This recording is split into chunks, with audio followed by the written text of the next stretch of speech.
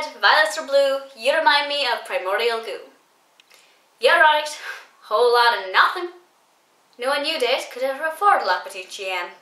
Hey everyone, I do of course have another Sabrina video today. I'm so sorry for the fact that I haven't done one of these in about half a year. I do hang my head in shame, but thankfully it's worth the wait, hopefully, because I love this episode. This is the 16th episode of the 3rd season Sabrina the Matchmaker, and particularly the plot with this one I find very interesting because it's not just one that's geared towards the target audience. It's not just a plot, personally I feel, that is suitable for children and young teenagers.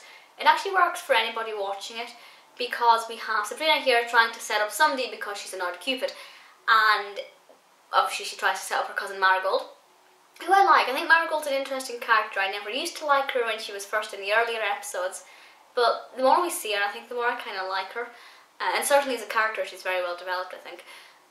But the fact that Marigold has to hide who she is because she wants to date a mortal, it's very striking. You know, how you shouldn't have to hide who you are. People should accept who you are for who you are without being judgmental, and that is kind of the main theme with this episode. And it's not one where it's teaching children that they have to go to school on time, or where they're teaching children about friendship and things. It's one that anybody can get a message from, and I think that's the beauty of this episode, because it makes it a lot more universal. Because the episode's directed by Halvorson, it instantly says it's going to be great, and it is. But there's one thing about this that I don't like, and it's Salem, or the lack of.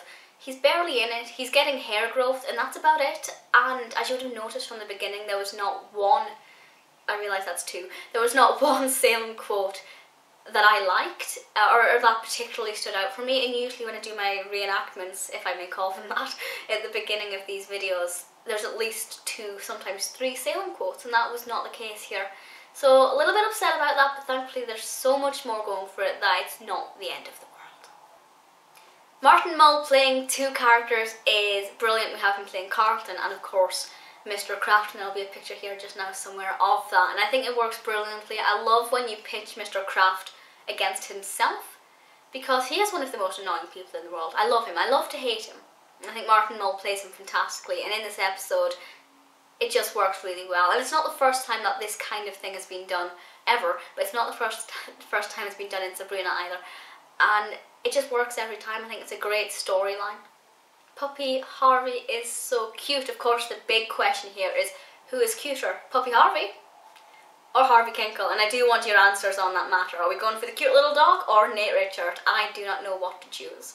2 of Melissa's sisters are in this, Emily Hart and Alexandra Hart-Gilliams. I love Amanda as a character. I especially like her transition towards the last few seasons, but of course I'll get onto that when we ever get to those episode reviews. But I just think it's great having them in this episode, and they certainly bring a refreshing energy to it, which is always good. And the last point I want to make is probably one of my favourites. The outfits in this episode is stunning. There's one of Hilda's outfits I adore, Zelda's outfit, as always, I love. And then you have the outfit mismatch when Hilda and Zelda wear the same ones. And I'm going to pitch you another question. Do we prefer Hilda wearing the outfit or Zelda wearing the outfit, or both of them?